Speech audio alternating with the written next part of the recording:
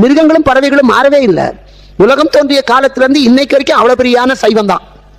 அவ்வளவு பெரிய யானைக்கு திங்கிறதுக்கு ஒண்ணு கிடைக்கல, காட்டெல்லாம் அழிச்சுட்டோம். இப்போ அது முயல அடிக்கல, காட்டுல இருக்கிறதே வலிமையானது. அது மற்ற மிருகங்கள் அடிக்கல, பட்டினி கிடந்தாலும் கிடக்குமே தவிர அது தழையத்தான் சாப்பிடும். ஆடு தழையத்தான் திங்கும், ஆடு புல்லத்தான் திங்கும். புலி மிருகத்தை தான் திங்கும், புலி புல்ல திங்காது. பாம்பு தான் புத்துல வாழும், பறவை தான் கூட்டுல வாழும். மாறலையே. அது உணவு மாறல, இருப்பிடம் மாறல, பழக்க வழக்கம் மாறல, மொழி மாறல. நாம வச்சிருக்கோமா? எங்க தாத்தா சுத்த சைவம், எங்க அப்பா பாதி சைவம், நான் முழுக்க முழுக்க அசைவம். நான் நேத்தி வரைக்கும் சைவம், இன்னைக்கு அசைவம் மாறித்தா. ஏன்னா நான் நேத்தி வரைக்கும் சைவம், இன்னைக்கு அசைவங்கிறதா இல்லையே.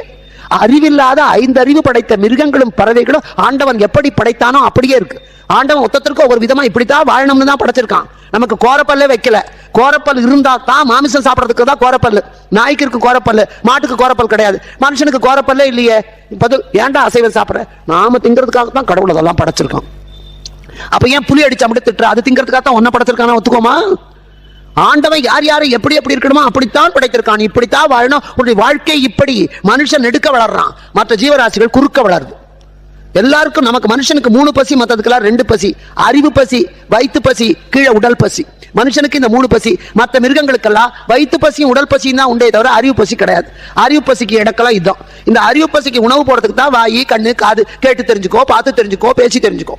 வயிற்று பசிக்கு போடுறதுக்கு வாய், அது 2 அது கீழே வச்சான். இதுக்குதான் ஞானேந்திரியன் பேரு.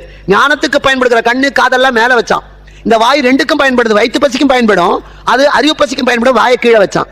உடல் பசி காமம் கீழே, அந்த அங்கங்களையே கீழே வச்சான். இடுப்புக்கு கீழே கர்மேந்திரியம், இடுப்புக்கு மேல ஞானேந்திரியம்.